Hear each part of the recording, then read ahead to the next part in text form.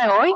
Vamos a iniciar nuestra jornada de la tarde y vamos a iniciar con una presentación a cargo del licenciado Eddie Ulate Naranjo. El oficial de investigación Eddie Ulate ingresó a laborar en el organismo de investigación judicial en diciembre del 2005. Se desempeñó en varios puestos administrativos y especializados como operador de radio.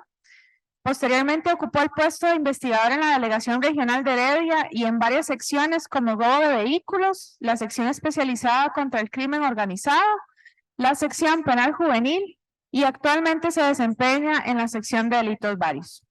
Como parte de su formación profesional, posee un bachillerato en criminología y ha recibido formación especializada en el desempeño de sus funciones en diferentes áreas como inspecciones oculares en delitos capitales, mando tipo misión y comisiones operacionales, antiterrorismo y antinarcóticos, las cuales han sido impartidas y certificadas por instituciones de alto prestigio internacional como el FBI, la Policía Nacional de Colombia, el Ejército de Colombia y la Oficina Federal de Investigación Criminal de Alemania.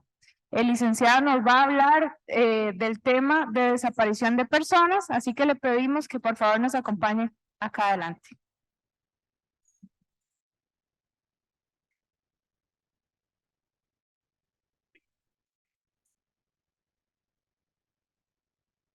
Muy buenas tardes. Como mi compañera me presentó, mi nombre es Eddie Ulate, soy oficial de investigación, laboro para la sección de delitos varios. Me acompaña mi compañera, la licenciada Madeline Blanca. Nosotros vamos a hablar el día de hoy de las desapariciones. Las desapariciones de personas últimamente han estado mucho en boga. Encontramos publicaciones de parte del OIJ a nivel nacional donde estamos buscando personas que se han reportado como desaparecidas. Pero dentro de la sección de delitos varios existe una unidad especializada que responde al nombre de Unidad de Alerta Temprana. ¿Y quiénes somos? Bueno, somos un equipo de investigación dedicado única y exclusivamente para lo que es las desapariciones de personas. Para entender qué son las desapariciones necesitamos estar claros con ciertos conceptos que vamos a manejar el día de hoy. Y vamos a ir directamente a al primer concepto, que es una desaparición.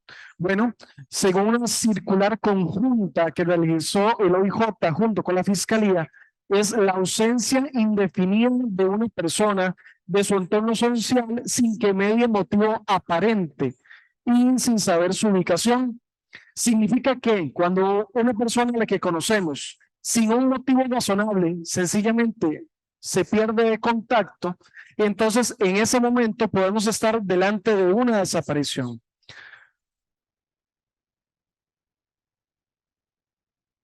Ahora, tenemos que entender una diferencia importante con relación a qué es una desaparición y qué es un alejamiento voluntario.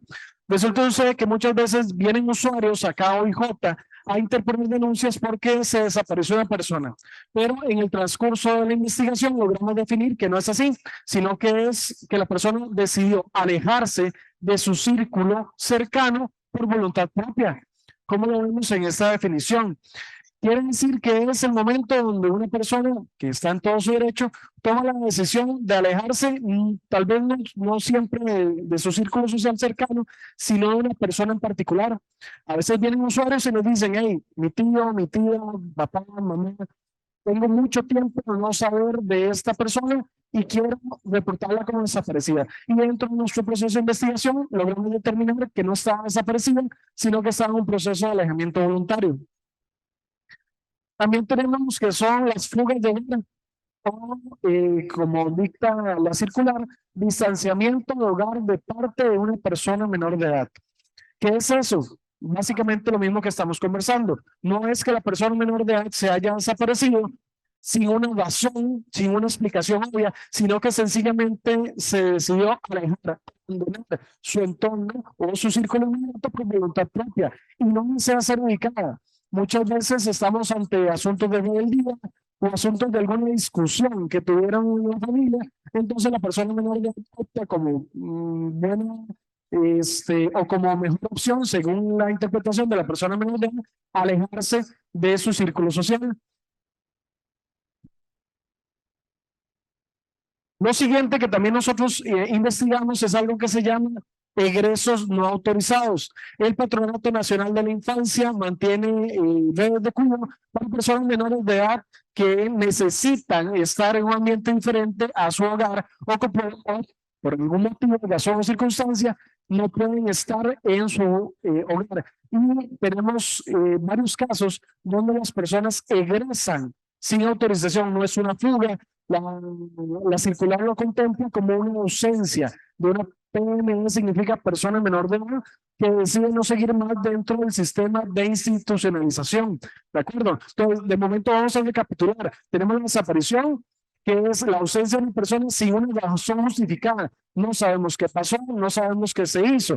Tenemos un alejamiento voluntario, que es aquella persona que decide por voluntad propia, sin coacción, separarse de su círculo social o de alguna persona en particular, correcto, para no tener contacto con esta. Tenemos lo que son las fugas de hogares, correcto, que es aquella persona menor de edad que toma la decisión de alejarse de su círculo social cercano, y tenemos un egreso no autorizado, que es directamente esta nomenclatura para aquellos casos donde un menor de edad que estaba bajo el cuidado del Patronato Nacional de la Infancia decide salir por su propia voluntad de ese entorno de cuidado. Ahora, ¿qué es lo que nosotros buscamos? ¿Por qué es que el OIJ investiga las desapariciones?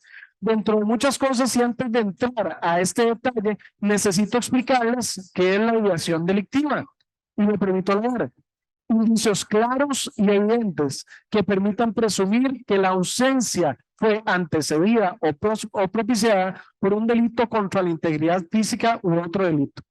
La ideación delictiva significa que cuando tenemos una desaparición, nosotros buscamos descartar que el motivo de la ausencia temporal de esta persona no venga o venga de un hecho delictivo. ¿De acuerdo? ¿Por qué investigamos? Para determinar la verdad de los hechos, acopiar elementos probatorios para comprobar un delito penal y, evidentemente, para lo que se interpone una denuncia por desaparición, lograr la localización de la persona.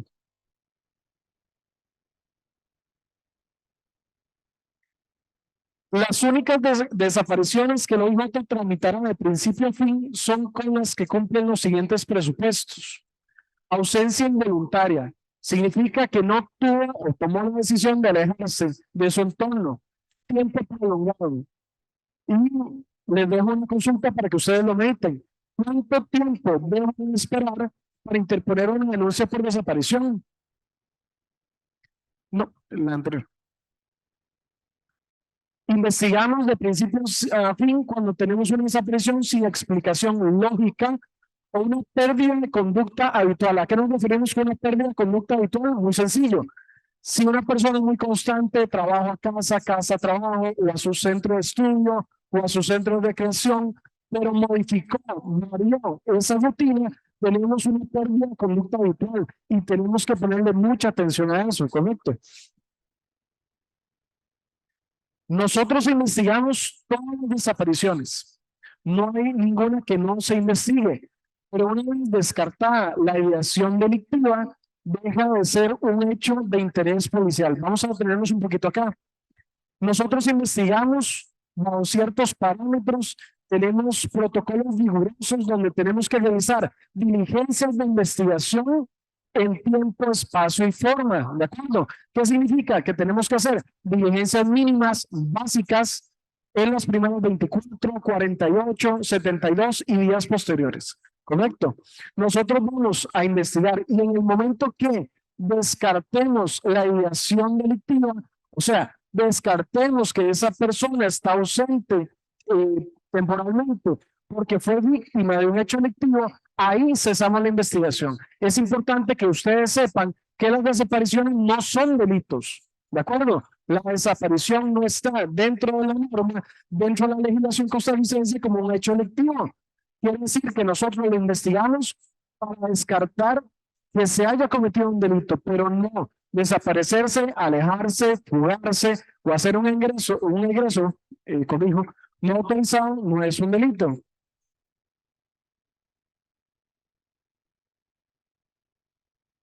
Ahora la pregunta que les hice, ¿cuánto tiempo se debe esperar para poder reportar a una persona que se encuentra desaparecida.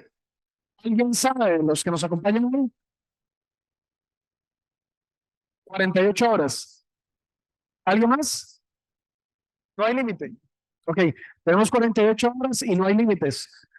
Ahí es donde nosotros decimos que tenemos mitos y realidades, y ese acercamiento con ustedes es lo que a nosotros nos permite decir que es una realidad y que es un mito. Y esto es importantísimo porque cada uno de ustedes funge como un agente multiplicador de información. ¿De acuerdo? Adelante, ¿no? No hay tiempo mínimo ni máximo. ¿De acuerdo? Vengo hacia ver. Es importante considerar que el comportamiento no sea habitual. O sea, si una persona tiene la costumbre de irse de fiesta o irse a la montaña, a despejarse, se va por 1 o 2 días, se luego retorna, tenemos que analizar muy bien antes de acudir al OIJ, al organismo de investigación judicial, para efectos de saber si eso no es una desaparición. Pero lo importante de hoy es que ustedes sepan que no tenemos que esperar. Si una persona se salió de un comportamiento habitual, si una persona egresó de su entorno social y es sospechoso, pueden acudir inmediatamente a cualquiera de las oficinas del organismo de investigación judicial alrededor de todo el país para interponer la denuncia. Ahora, vamos sobre lo mismo. ¿Quién puede interponer la denuncia? Es una denuncia por desaparición. ¿Quién la puede poner? Tiene que ser papá, tiene que ser mamá. ¿Quién tiene que interponer esa denuncia? Y la respuesta es cualquier persona que tenga contacto directo, permanente y constante con la persona desaparecida.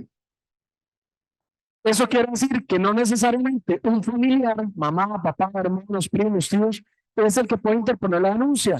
Si tienen un compañero de cuarto, el famoso roommate, si tienen una persona que es con la que se convive todos los días, con la que se ve todos los días, y es la persona más cercana a la que detecta esa ausencia injustificada, definitivamente entonces es el momento de interponer la denuncia. Es claro que tenemos nosotros las herramientas y los insumos necesarios para interponer una denuncia, siempre y cuando tengamos ciertos parámetros o ciertos asuntos que vamos a requerir. ¿Por qué? Porque la OIJ necesita investigar y para nosotros es importantísimo poder investigar. Requerimos ciertos aspectos que vamos a ver a continuación. ¿Qué ocupamos? Ocupamos datos personales de la persona desaparecida. Necesitamos su nombre completo, su número de identificación, su número de teléfono, si es que tenía, dónde trabaja, dónde vive, su círculo familiar cercano y social, el lugar y las circunstancias en que se vio a la persona por última vez. A veces llegan usuarios a OIJ que no son cercanos, que no son allegados, y vienen y nos denuncian y nos dicen, bueno, no denuncian la desaparición de él porque tengo un mes de no verlo. Ok, ¿usted vivía con él? No, yo no vivía con él. De acuerdo. ¿Cómo era su comunicación? Digo, nos hablábamos esporádicamente, una vez cada 15, una vez por mes, una vez cada 3 meses. Entonces estamos viendo que la persona que está cogiendo los servicios de la OIJ no es una persona con la que convive siempre, ¿de acuerdo? Si no es alguien esporádico, es algo temporal. Nosotros necesitamos muchos detalles para poder darles el mejor servicio. ¿Qué ocupamos? Ocupamos la vestimenta, cómo salió, cómo iba vestida la persona, características individualizantes, si tenía perforaciones, si tenía tatuajes, si tenía alguna cicatriz, alguna particularidad específica de su cuerpo, ¿de acuerdo? Eso es muy importante. Necesitamos información de carácter médico, hábitos, usos, consumo de medicamentos, inclusive de drogas. Es algo importante que conozcamos, que no es de interés de la policía judicial, o sea, de nosotros, de la OIJ, si la persona es o no una persona de malos hábitos. No nos interesa. Lo que nos interesa es hacer un perfil. Y ese perfil solo se obtiene si ustedes nos aportan toda la información. Nosotros en las desapariciones no venimos a cuestionar si la persona es buena, si la persona es mala, si la persona tiene buenos hábitos o malos. Sencillamente nos abocamos, objetivos e imparciales, como son nuestros valores y principios, a investigar la desaparición de la persona. ¿Qué quiere decir? Que yo necesito saber si la persona que se está reportando como desaparecida consume o no algún tipo de sustancia ilícita. consume o no medicamentos. ¿Por qué? Si una persona consume un medicamento que tiene que tomarlo cada 12 horas, se fue de su entorno, no se llevó su medicamento y ya tenemos más de 24 horas, tenemos que estar pensando y acelerar procesos porque es una persona que requiere un medicamento para vivir. Es muy importante toda esta información. Información como el círculo cercano de interacción. Todos nos conocemos de diferentes maneras. Nuestra familia nos conoce de una manera, nuestros amigos, nuestros compañeros de trabajo, todos tienen información diferente cada uno de las personas que estamos el día de hoy o aquellos que nos están escuchando a través del Facebook Live, ¿de acuerdo? Entonces, ¿qué es lo que ocupamos? Que nos digan quién es el círculo cercano. ¿Quién es la familia? ¿Quiénes son los mejores amigos o amigas?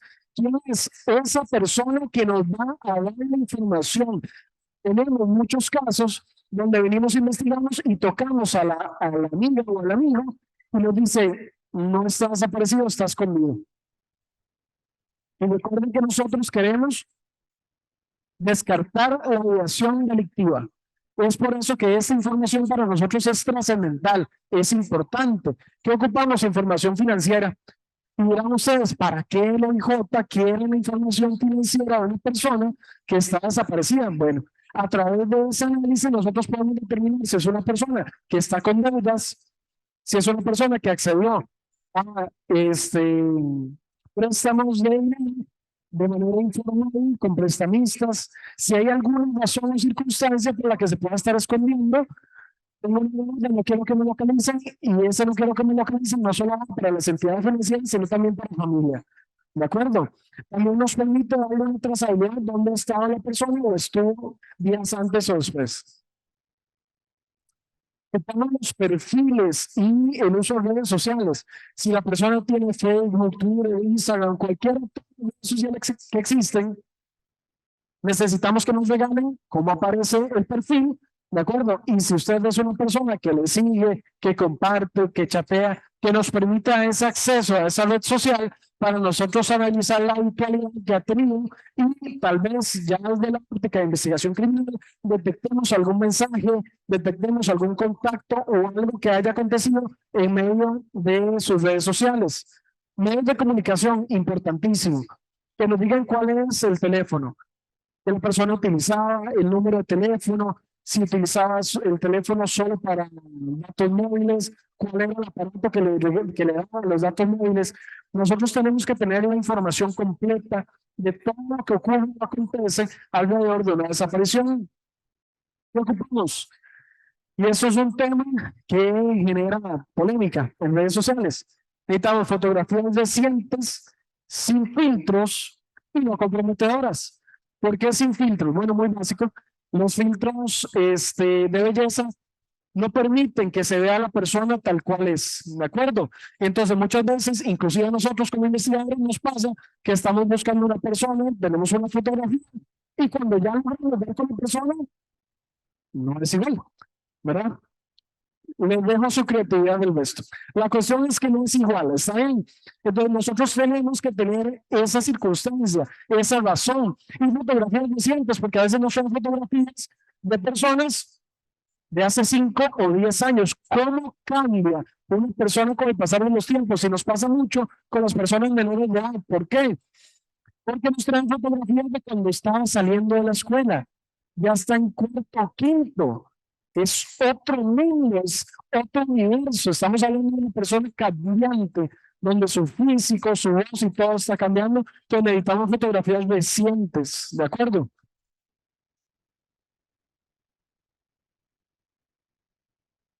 Ahora, tenemos que darles recomendaciones, ¿está bien? Dentro de las recomendaciones, pongan mucha atención, sean agentes multiplicadores de la información, compartan esto y cuéntenle a todas aquellas personas que ustedes conocen, escuchamos una charla en el OIJ, tenemos que tener estos y estos factores importantes. Vamos a las familias, ¿de acuerdo? Para las familias que utilizan a terceros desconocidos para el cuidado de una persona menor de edad, se deben solicitar requisitos indispensables de las personas cuidadoras. ¿Cómo que? Y dirán, ¿por qué? Bueno, Ocupamos la delincuencia de quien cuida a nuestras hijas y nuestros hijos. Si usted contrata un servicio para el cuidado de una persona menor de edad, un tercero que no conozco, que no sé quién es, necesitamos conocer los antecedentes. Necesitamos saber quién es, con quién estamos conversando, buscar recomendaciones de trabajos anteriores. Y ustedes dirán, ¿no es como muy extremo? No es así de necesario y extremo proteger a nuestros niños y niñas. Nosotros tenemos que saber, y esto aplica para cualquier persona que entre a nuestro círculo familiar, y a discreción de cada uno. Pero si contratamos una persona para limpieza doméstica, igual aplica estas recomendaciones, ¿de acuerdo? Conocer el domicilio. Y entre paréntesis, ahí pusimos estrategia de actualización. ¿Qué significa? Que si el día de mañana él es la persona que me cuida a mi hijo o mi hija, vamos, voy a dejarla hoy a la casa. Voy a dejarlo hoy a la casa. ¿De acuerdo? Eso nos mantiene actualizado el domicilio. ¿Y por qué hoy J está recomendando esto? Bueno, muy sencillo. La experiencia nos dicta las pautas a seguir. ¿Qué es lo que pasa? Señora, se acerca, yo la abordo como investigador. ¿Qué pasó? A mi hija se la llevó la persona que la estaba cuidando. ¿De acuerdo? ¿Cómo se llama? Juanita. Sí, Juanita, ¿qué? No, no sé. Solo Juanita. Ok, ¿dónde vive? No sé. ¿A qué número me llamo? Este es el número. ¿Y a dónde me llamo? Teléfono pagado. Ya eso a cualquier persona que trabaje fuera de lo que nosotros hacemos, asusta. Ahora imagínense a nosotros. ¿De acuerdo? ¿Qué es el asunto? Bueno, ven una foto de Juanita. No, no tengo foto. Una ficha de información del cuidador. Datos completos. Nombre completo, número de identificación, quiénes son los familiares, contactos cercanos. Son técnicas que funcionan en los trabajos formales, que perfectamente funcionan en esto. Generalmente usted tiene que poner un número de contacto en caso de emergencia, ¿correcto? Entonces son cosas que se pueden manejar. Tenemos que corroborar y actualizar los datos constantemente. La seguridad de nuestros hijos e hijas no está sobre la mesa para negociar. Eso tenemos que hacerlo sí o sí. Cualquier persona que venga a trabajar en una empresa tiene que dar todo esto y más. Ahora imagínense una persona que se va a encargar del cuidado de nuestros hijos. Tenemos que tener ese cuidado.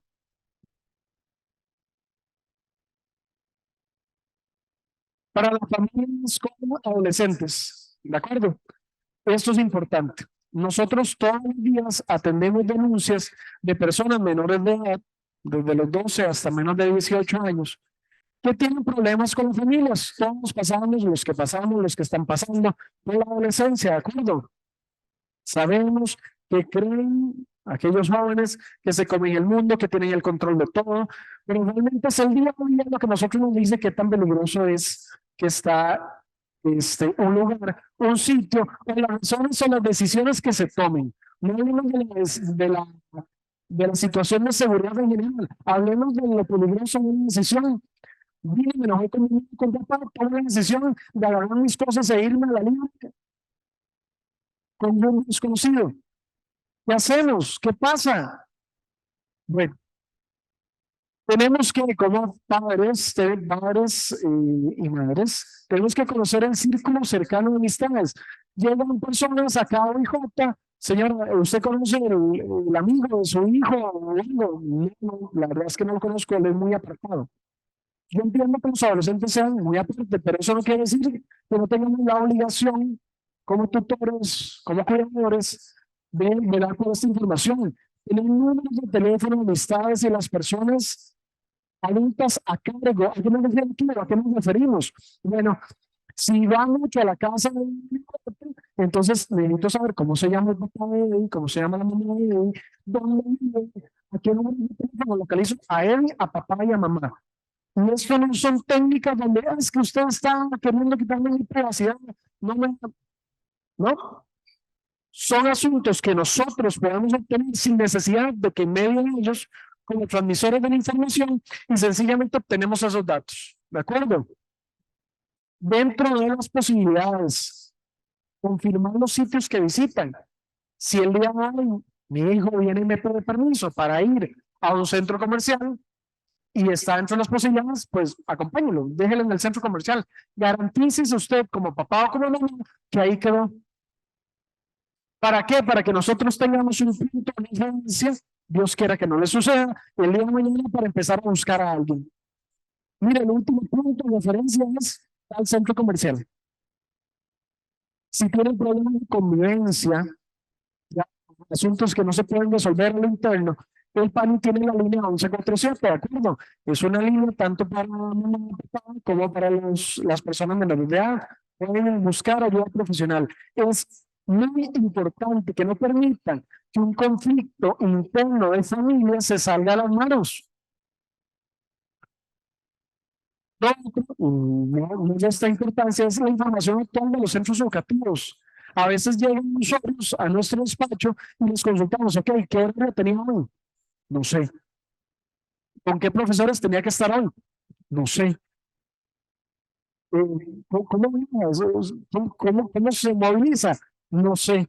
Son palabras o respuestas que no nos pueden dar o en buen término no nos deberían dar. Pero es así, es nuestro diario de vivir. Es importante también reconocer las fake news, ¿verdad? Las famosas noticias falsas, todas esas noticias y esos grupos de WhatsApp y esas cadenas que nos llevan y nos llevan a todo el país. Mire que anda una buceta, la buceta lo habrá, una buceta secuestrando niños que anda aquí, que anda allá, la han visto por todo el país, es impresionante. A veces me llaman memes directos, memes, o bueno, digo yo memes, qué pena. Fotografías informativas de en tal lugar está pasando esto y lo otro. Yo le digo tal vez a un familiar, tío, en el fondo se ve el escudo de la Policía Nacional de Colombia. O sea, no es Costa Rica. De acuerdo, nosotros tenemos que revisar, tenemos que confirmar. De acuerdo a los registros del OIJ, nótese, el no en negrita no existe, no opera en Costa Rica ninguna organización criminal dedicada a trasegar niños. No existe. Adiós, gracias. Pareciera que hay gente que quiere como que eso pase o no tiene nada mejor que hacer y entonces empiezan esos mensajes masivos donde siempre terminan en un montón de intervenciones de parte de la Policía Judicial para aclarar que eso no es así. Las sustracciones de menores que ocurren en Costa Rica, mayoritariamente, para no decir que todas, ocurren zonas de abuso de patria potestad. ¿Qué quiere decir? Mamá y papá no viven juntos, tienen la patria potestad por separado, y entonces mamá y papá se le ocurre a los menores sin avisarle a la otra parte y se lo lleva. ¿De acuerdo? Eso es una sustracción de menores, sí, pero o sea, es un motivo familiar. ¿De acuerdo?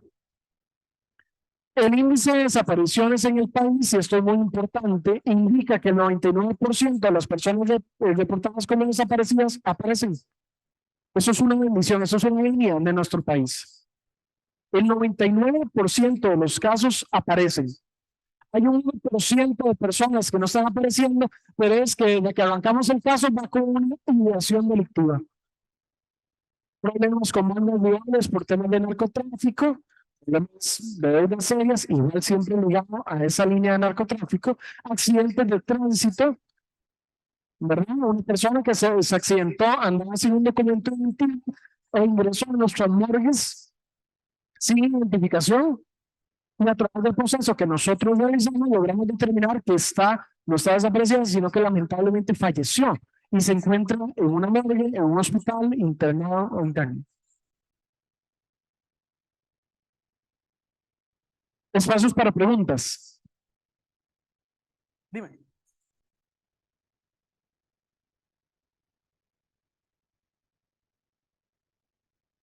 Es muy buena pregunta y la replico para que la escuchemos. Consultan por acá. ¿En qué momento de la investigación se toma la decisión de decir una persona está completamente desaparecida y ya no se va a buscar más? Bueno, nosotros no cerramos los casos como tal. Constantemente después de cierto tiempo, cuando ya se agotaron todas las diligencias de investigación existentes y no tenemos más, inclusive nosotros trascendemos fronteras y hacemos consultas internacionales, el caso entra en un reposo ¿de acuerdo? Donde no se está iniciando, pero cada 6 meses de parte de nosotros y de la Oficina de Planes y Operaciones del OIJ se están retornando a hacer llamadas y consultas para ver si esa persona aparece. ¿De acuerdo? Se mantiene en constante movimiento. Este año se hizo un trabajo muy fuerte, particularmente con ese tema, y se ha logrado depurar la lista de personas desaparecidas y reducirla dramáticamente con procesos como eso que usted dice. ¿Alguna otra consulta? Señor.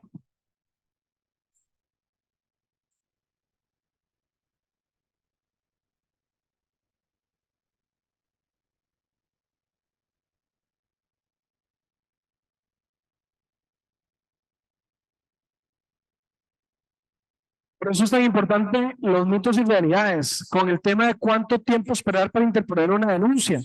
Si usted ya vio que una persona menor de edad no está, corra al OIJ e interponga la denuncia para nosotros arrancar con un mecanismo de investigación, hacer alertas fronterizas, comunicarle a todas las policías uniformadas o administrativas de Costa Rica. Nosotros pasamos imágenes, pasamos fotografías, mandamos correos, utilizamos a la oficina.